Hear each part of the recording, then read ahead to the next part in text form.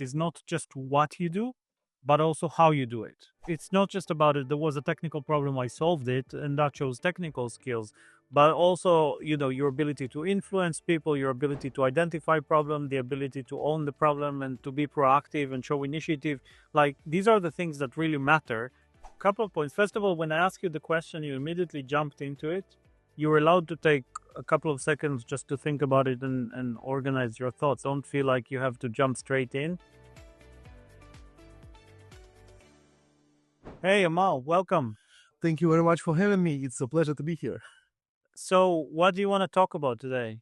So, I have this big interview that's coming next week, and it's about how to own things, especially how to own mistakes from your past, some maybe things that are uncomfortable to say. So, that would be one of the questions. Okay. So, I'm just going to ask you some general questions that come up in interview in every company, and I'll give you my honest feedback about. Sure. So, the first question is, can you tell me about a project you've worked on that you're very proud of? That's an amazing question. So, I probably will start with some details, with some background. I only have moved to Berlin and I started to work in a lovely company named McMakla. So there I was analytics engineer. I was managing data function, and I was managing not only how we are transforming the data, but also how people are using the data on the side of business intelligence tool named Tableau. We run everything on our all buckets, and we run into the problem that every day our server falling out a little bit. And that's not only a problem just because our Tableau server isn't available, but also because people trust in data less. I not only have to just follow the root of the problem and fix it, but I also have to bring back the trust of general data. In the end of the day, I saw that we had the same amount of users because we had limited amount of license, but I saw that the usage for everyone grow higher, I would say 50%, and the server was reliable too, and people start to trust data more. So that's, I would say, was the project.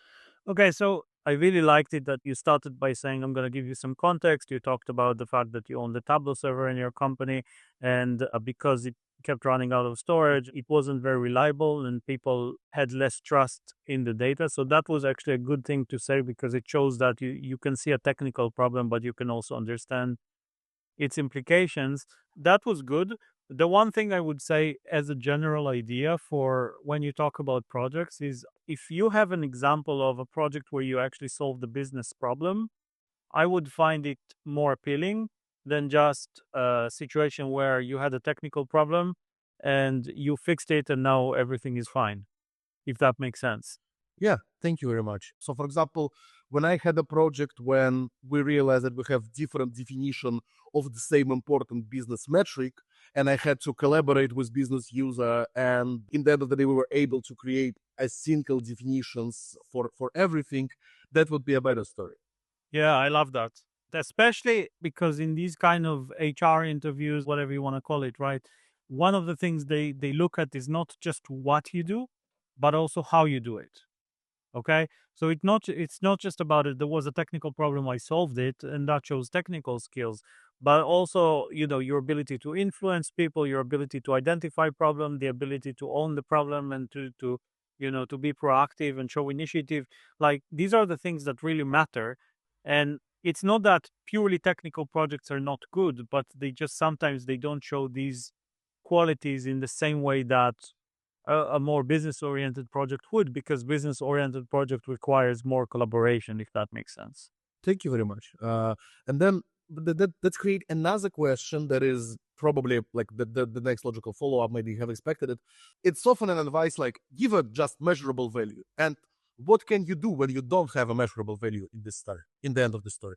It's funny you should ask it, because I just uploaded a video on my YouTube channel about how to measure the value of data initiatives. But if you can measure, then measure. If you cannot measure, can you estimate? If you cannot estimate, give anecdotal feedback. Also ask yourself, what happens if we don't do it? These are the things that can help you tell the story better. Now, can I measure what would have been the implications of having 2 or 3 versions of the same metric? No, I probably can't. It's not realistic. But what happens if we don't do it? Then you have 2 or 3 different teams presumably reporting the same metrics but showing different numbers. This is not a good situation. Every data leader would know that, right? So you don't have to measure that. It's fine to say, look, there was trust issues with data. I recognize the situation. I got them all in the same room. I explained the problem. We aligned on one metric. Now we don't have this mess anymore. This is a great story. You don't need more than that. Yeah, thank you very much. So I guess the most important lesson for me here is that even if you're trying to make all of your stories go through this star framework or something like this, sometimes some parts of this won't be applicable, and that's just okay. Yeah, and staff framework. I mean, don't get too hooked on the framework itself, right? Before you explain a situation, just say what happened, why did it happen, what are you doing about it, and what was the outcome. If you cannot say I increased revenue by 15%, which is always like the holy grail of stories, you can't always say that, and that's fine. But the outcome is we reduced the number of metrics from 3 to 1 is a good outcome. Thank you very much. Okay, let's get on with just a couple more questions. So, tell me about a situation where you had a disagreement with somebody else in your organization, and what did you do about it, and what was the outcome? Thank you very much. I will try to be as NDA-able as possible. We have a product inside bigger company, and this product has its own data warehouse and its own result.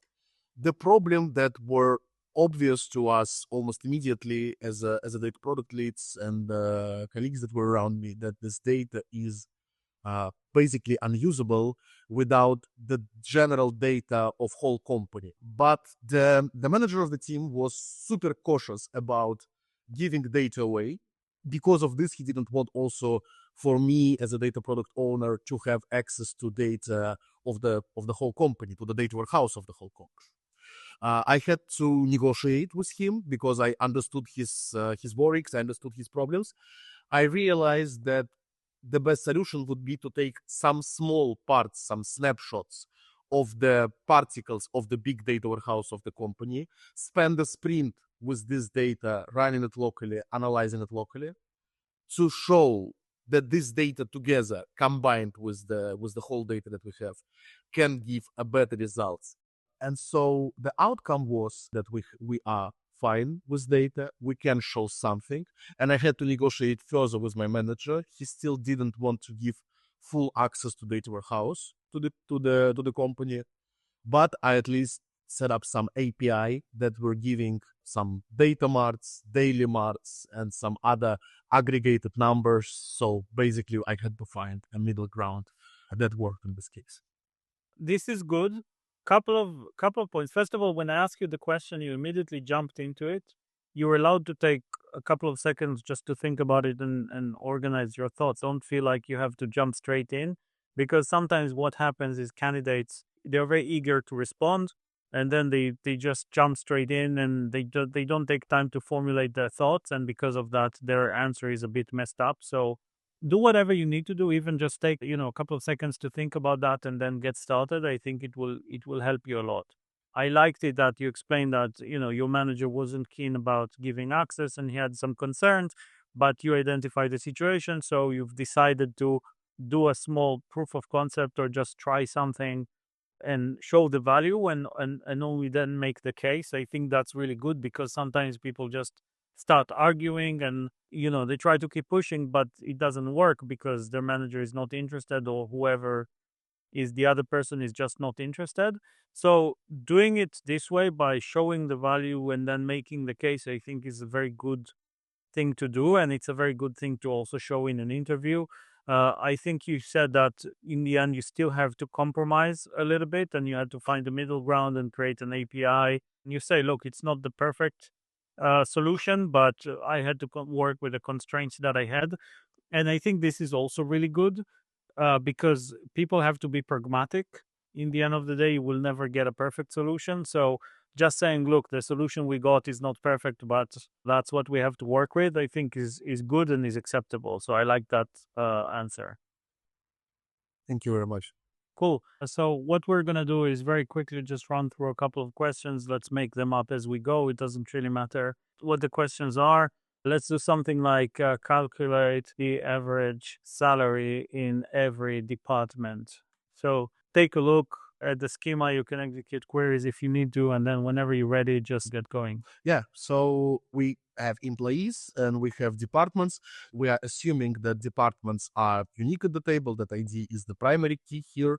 So that's why we can just do a single join here. So let's just make sure that the data are unique in the departments, or we can just make it as an assumption. We don't have to check it.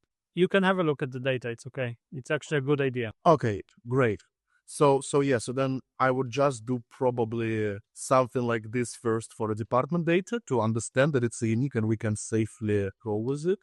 So if the department has unique key as an ID, then this would give us empty code, just as we expected.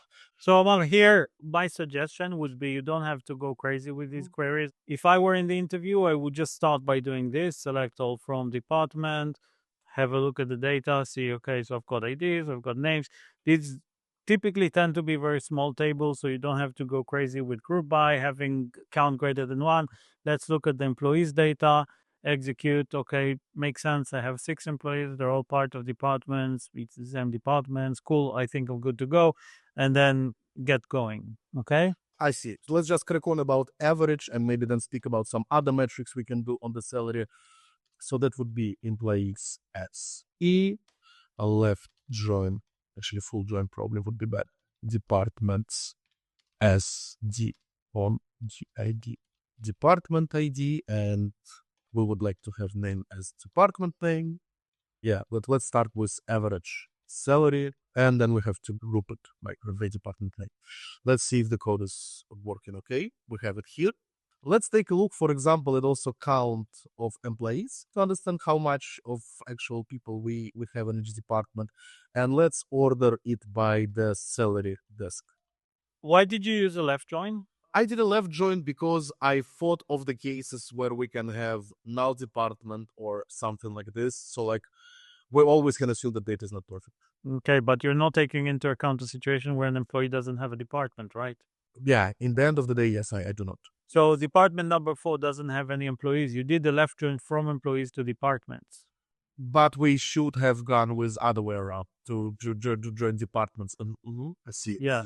This is where attention to details matters. So if you're going to use a left join or an inner join or a full outer join or whatever, just think about why did you choose this kind of join? What was the assumption that you made? And also make sure that you did it in the right order and in the right way. Thank you very much. Yeah, I see it now. Let's do another quick technical question. Let's make something up. So basically, how many employees worked on each project?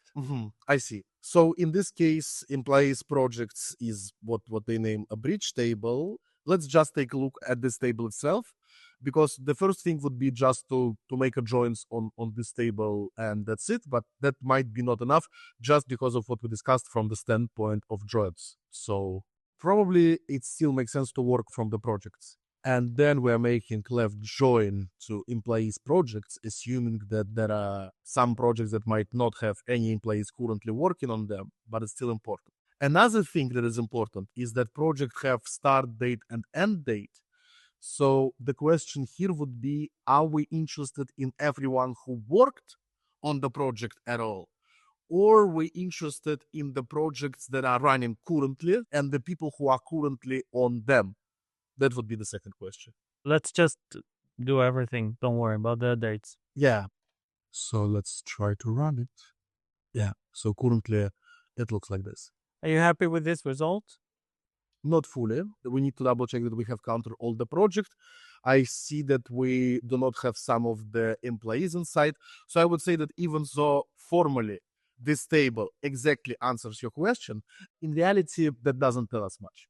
So the thing that I would be interested in seeing is, first of all, that you have a plan, which you did, and you said, okay, I'm going to take it from the projects table, left join to the other table, and then I'm going to count.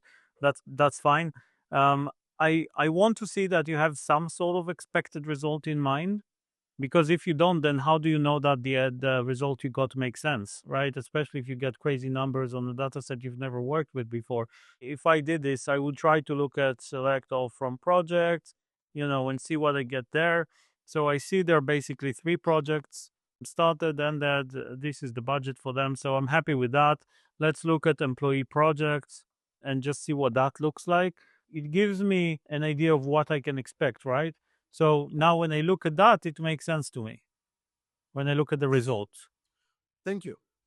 Thank you very much. I would also probably add that there is another problem that like no one in real life would do this whole code without checking the data. In real project, probably what I would do is that I'd first do, for example, grouping from employees project. I just would look in general on project ID and then count employee ID, etc. And only then I would join some another table or other things like this. Correct. And also, like the way I would do it is I would probably say select from projects. And what do we want to see? We want to see the project title. So let's execute that. Okay. So now let's do a left join. You wanted to do the left join to employees projects, EP, and that's P. And on EP dot project ID equals P dot ID. And let's see what that looks like. And then we can get the EP dot employee ID.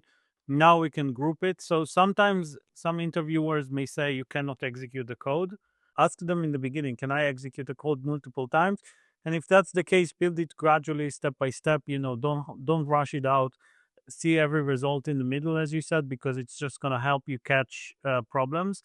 So now you group by title, and instead of just the employee ID, you just go count employee ID as non-employees, something like that. So I build it gradually, step by step, and I see what I'm doing along the way. So you have to remember that while you're typing, your interviewer is thinking. So they look at your code and they catch errors before you do. So they see that you have a typo and they see that you've used project ID instead of employee ID, and they see all these things. So it's fine. They're going to know that something is wrong. It's okay to make mistakes. Okay. But when you stop, don't just say, okay, I'm done, but take a moment, have a look, ask yourself, am I happy with this query? Am I happy with this outcome? Do I think it's right? What could have gone wrong? Just double check yourself and then announce, okay, I think I'm done. I'm happy with that. Don't say I'm done and then your interviewer know you've made a mistake and then they wait for you to catch that. That's not a good place to be in. Thanks. That's all great. Also, like I see that you type very fast and you're very quick on the keyboard and all of that. Especially in interviews, sometimes it makes sense to do a copy paste just because it saves you typos and you make sure that you copy the right thing. So just something to keep in mind. Don't change the way you work and you're comfortable just for the interview, but if you're comfortable copying it, sometimes it's going to save you typos because it's a high pressure situation. It certainly is. I went for some interview without pressure, where you just cracking through relatively simple cases, and I went through interview with pressure, where basically your whole body and your whole brain freezes from the stress, and that's how you can't generate something because of it. What will you do in that situation? To be honest, most of the times just helps to make a deep breaths and to do something. When your brain freezes, when you can't do anything, do at least something to start. Even when you have the task and you can't do anything, just write select asterisk from table, and even writing something, even doing some small things can get me back on track. Okay.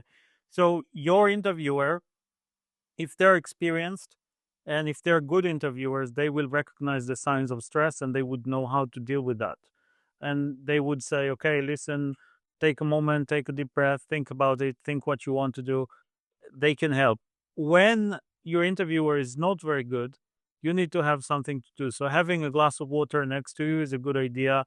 You just say, listen, just give me 1 second. I need to reset my brain. Like I'm feeling a bit stressed. Take a sip of water, take a deep breath, and then do exactly what you said. Select from what is my table, where is the data, look at it. Okay, what do I need to do next? What is the next step? Let's join with the other table. Okay, what's the next step? Now let's group it by. Okay, what's the next step? Take it slow, step by step. Don't think about the full thing. I think you will save yourself a lot of stress and time. Certainly. Let's talk about product sense a little bit, just because for very early career and junior, positions, I would want to see more technical skills. The higher up you go, I would put more emphasis on the interpersonal skills, as well as like your product sense, business sense, your ability to understand the business, to understand the product, and that sort of stuff. So let's say that you, the data engineer, go working on Google Docs. Okay, you're part of Google's Docs team. They don't have any metrics whatsoever. You join the company today, you join Google today, and your product manager says, Amal, let's build a top line dashboard for Google Docs. So, how do you design the dashboard? What metrics will you put there? Thank you very much. So the first thing that I would ask you before jumping into actual list of metrics and how dashboard would look is what do we want to achieve with this product? We don't know as a team. We have no idea. So just propose some metrics and we'll select out of that what makes sense. I know that you are asking this question. It's okay to ask, but also be ready to be opinionated and have an hypothesis, especially if you're interviewing for more senior position. So coming up with an hypothesis, I think, is important. Beautiful, beautiful. So we certainly would be interested in general metrics of users. We would be interested in retention, and some general things would be average time of session.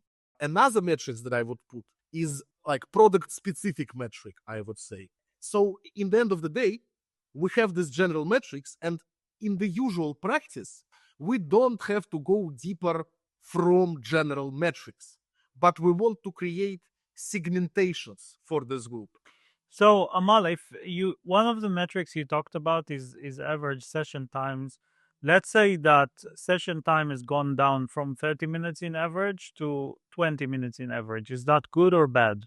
It depends. We have to look inside the sessions. There are lots of reasons, and we have to look at these meta reasons. We have to identify whether it happened globally or locally, whether it happened because of some reasons outside of the product or not, what we have changed in our product. Okay, I like that. And I think that so first of all, this is good. I think you looked at a lot of different aspects of the product. The only thing about questions like that and in general product sense is that it's very tempting to just throw a laundry list of metrics without actually thinking about them too much. And I think that the best thing is to take a moment to think about a framework. Like, how do you want to think about the product? What is the value that this product creates? And then how do you measure this value, right? So things like usage is always a good thing. Retention is always like these metrics are always there. Session times are tricky, right? Because ideally, in most products, right, you want to reduce the session time because long session time, it sounds like people are using it more. It doesn't necessarily mean that they get more value. So thinking about metrics that take into account the time spent and the value created, like ROI basically, I think is good. Showing that you understand how the product works, I think is important. But yeah, all good. I think that's a good answer overall. Thank you very much. Now I feel much more relief, and I really do hope that it will help to people who are using your beautiful channel and looking at it. Thank you so much. Appreciate it. All the best in your interviews. And if you like it, subscribe and like this video. See you next time. Take care.